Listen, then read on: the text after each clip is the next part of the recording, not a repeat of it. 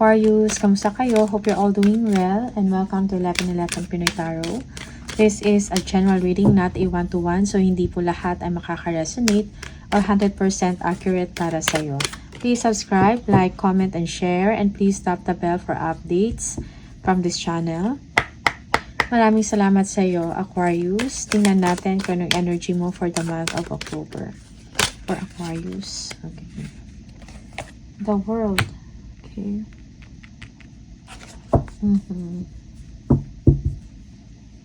You will be completing a cycle sa buhay mo, okay, or sa personal life.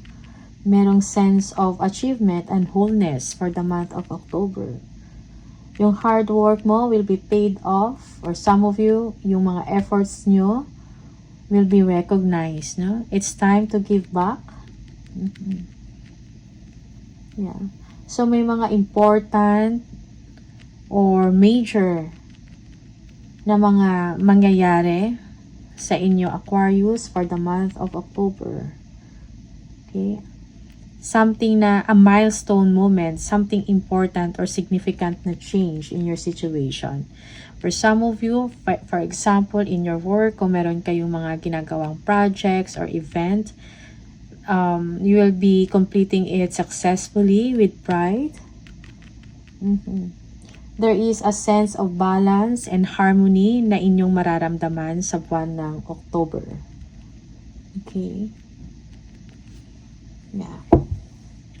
Tingnan natin.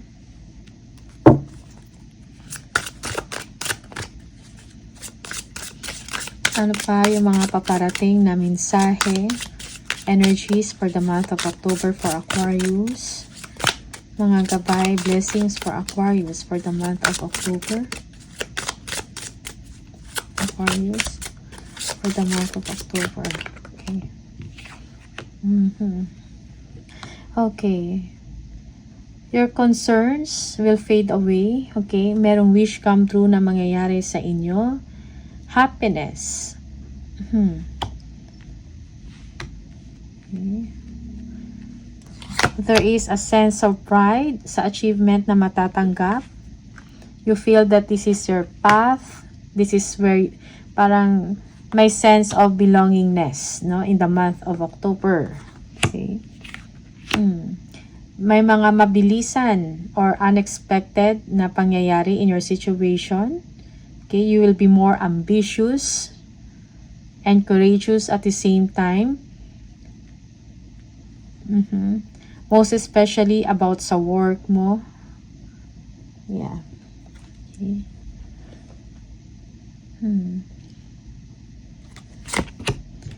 Your performance or high performance is parang napapansin, no? Yeah. Na magaling ka sa inyong ginagawa, sa inyong trabaho. Yeah. So, be confident. Huwag mong i-underestimate yung sarili mo, yung inyong kakayahan. Be happy. Okay? You are smart, confident, warm person. Yeah.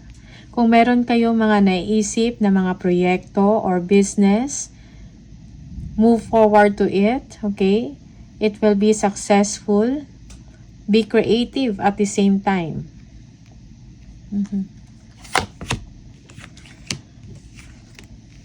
Death.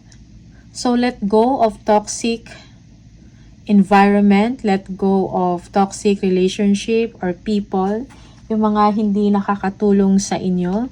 Merong transformation na mangyayari in your life or in your situation. It may be sa work to, there will be improvement. So, merong ending of sufferings, no? Or difficulties in your situation, and then something new or will begin. Yeah. So you will be transforming into a new version of yourself. Okay. So let go of the past, kung ano man yan. Maybe this is a relationship. Okay. Yeah. So hayaan mo na yung sarili mo mag-evolve, mag-grow, no? Yeah, and transform you into a newer version of yourself. Okay?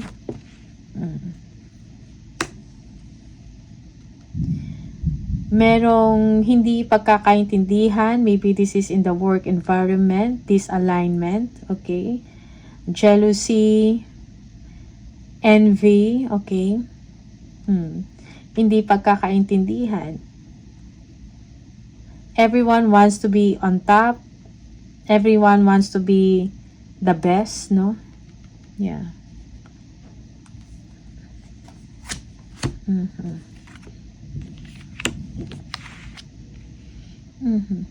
Yeah, for some of you, you are stressed sa trabaho mo, parang ang dami mong obligations or madami mong ginagawa. Okay? But don't give up because you're almost on the finish line. Okay? Something new will come in. Yeah. New pagdating sa work mo or pagdating sa personal life mo. Okay? Bibigyan ka ng panibagong lakas. Two of Pentacles. Okay? So, multitasking. No? For some of you, you are juggling or balancing your money or your resources. Okay? Budgeting for some of you. For yung iba, you will have more than two or more sources of income. Okay? Income streams. Meron din kayong mga kailangan pagdesisyonan whether to spend or not. Okay? To attend or not. Something like that. That's the energy. Okay? Yeah, for some of you, you are very busy. Madami kayong ginagawa. Daming obligations or task. Okay, multitasking. Okay. You are looking forward about the future. Nagkakaroon ka ng lakas at hope, pag-asa para sa iyong kinabukasan. For some of you, iniisip mo about partnering up with another person pagdating sa work or sa business kung meron kayong negosyo. Okay? You're stepping into your power. You are being confident.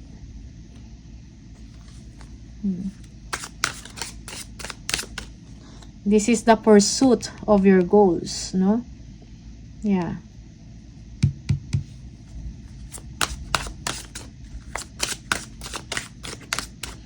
Yung iba sa inyo, you are waiting for a result. Waiting on something. Okay? You want results. Kung meron man mga disappointments or mga delays, you will be changing, not really changing, meron kayong mga ibang mga options na iniisip. Okay? Yeah. You are manifesting your dreams. You are making it come true, no? So, meron kang kakayahan para magawa kung ano yung gusto mong gawin. Okay? Para ma-manifest kung anong gusto mong mangyari sa inyo. Pagdating sa work, you are skilled, you are intelligent, smart, you are talented. Yeah. You are making things happen. Aquarius. Balance, be patient. In your situation, for some of you, balance your thoughts, your feelings. Okay? Yeah. For some of you, meron kayong inaantay, but be patient.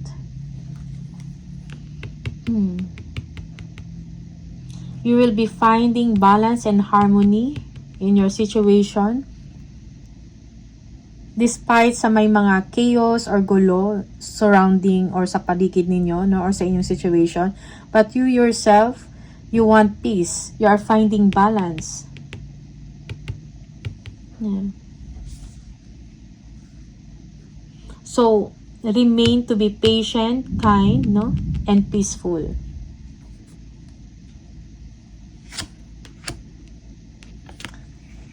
Strength. For some of you, merong katatagan, no? Meron kang katatagan sa inyong action, sa inyong thoughts, sa inyong feelings. Okay? Again, be patient. Tandem to. Alalahanin mo ang iyong sarili temper your anger, okay? Yeah, kasi for some of you, Aquarius, you are being impatient, no? Because of may mga conflicts sa work, arguments, full of tasks, mga responsibilities and obligations. You are balancing your resources, etc. You have a lot of things sa isip mo, mga plano, okay? So, kailangan mo talaga ng katatagan sa sarili. Balansehin mo ang iyong emosyon, ang inyong isip, okay? At ang inyong action. Okay.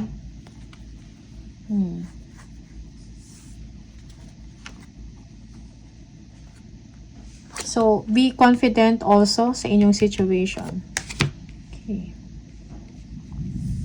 For some of you, you will be confident in the month of October. Yeah. Yeah, being confident and at the same time, you are on defense, no? Defense mode. You are not, parang hindi ka, yung parang palaban, no? Palaban. Or hindi ka magpapatalo. You want to reach your dreams. Okay? May mga action kang gagawin. For some of you, may mga sudden or hindi mo inaasahan na pangyayari. So, before you act, you need to, or decide, kailangan mo pag-isipan ng mabuti bago ka gumawa ng aksyon or ng choices. Okay?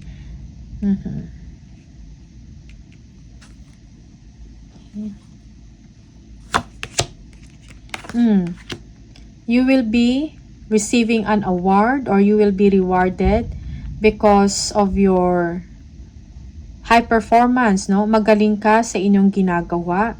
Kung meron kayo mga online business, you will be recognized, okay? Locally or internationally, okay?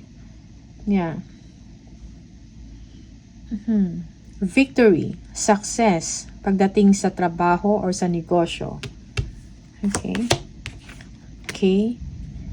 Happiness and contentment in your family life. Yung iba sa inyo, merong trustworthiness sa isang relasyon, respect and trust.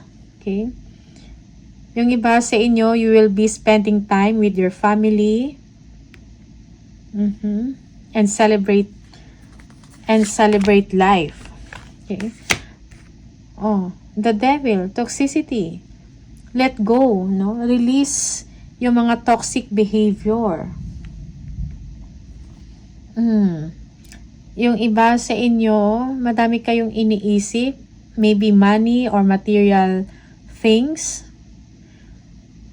Yeah. Okay. Yeah. For some, you are obsessing over something, obsessing about wrong things or an ex or a toxic person or events in the past. You are thinking over and over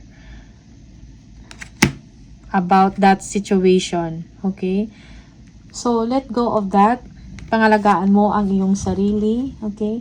Yung iba, merong overindulgence or overspending na sometimes hindi necessary or importante.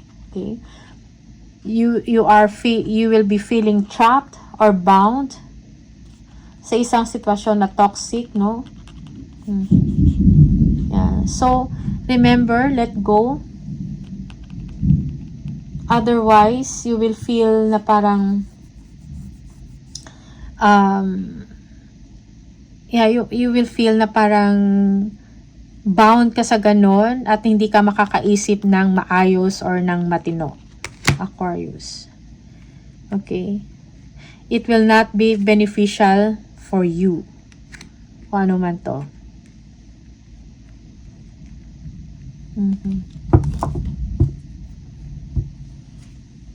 Yeah.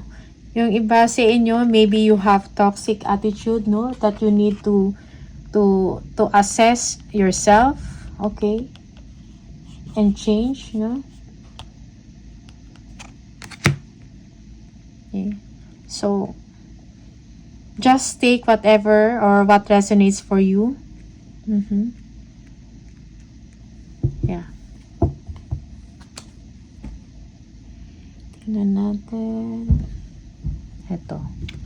Additional messages for Aquarius, please.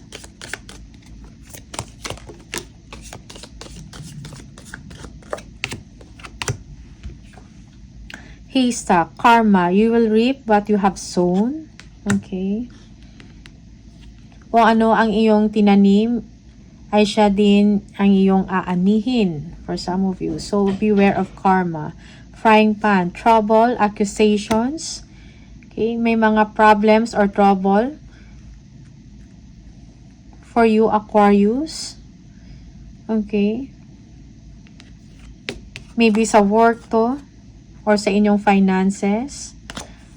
Yoke, feeling tied down or frustrated. Yeah, for some of you, you feel disappointed, no? Yeah, you feel powerless for some of you. Okay? So, get out from this toxicity, no? In your mind, in your thoughts, in your traits or behavior. Yeah. Kasi ito yung nagpapa-frustrate sa inyo. Okay.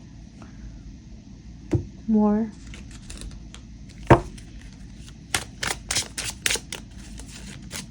For Aquarius, please, Aquarius.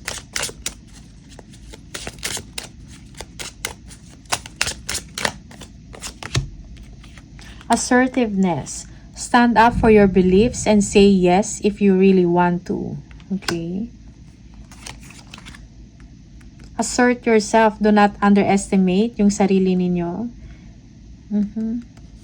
Kung anong sa tingin nyo, kung ano yung paniniwala nyo, go for it. If you really want to, say yes. Vegetarian. A new way of eating gives you more energy, greater health, clarity, and stronger manifestation abilities. Okay, so bigyan din ng pansin ang inyong kinakain. Okay. Kasi may effect yan sa the way you think. Sa energy mo. At sa iyong manifestation abilities. So, eat healthy foods, veggies. Easy does it. Stop trying so hard to control everything and all the doors will open for you. So, stop trying hard. Okay? So, let go kung meron kayo control issues. Huwag pilitin. Okay? Let go of your control issues. So, huwag pilitin ang isang bagay na hindi napapanahon. Okay? Do not control everything. Okay? So, let loose for some of you. Dito.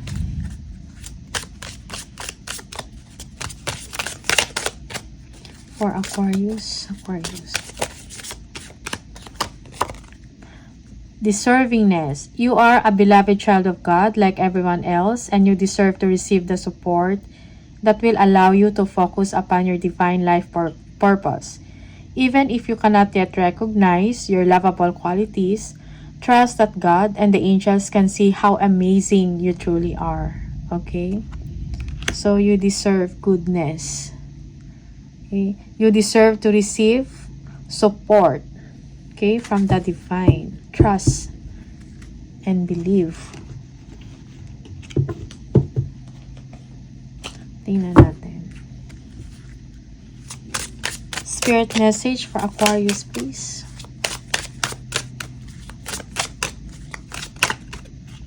Okay.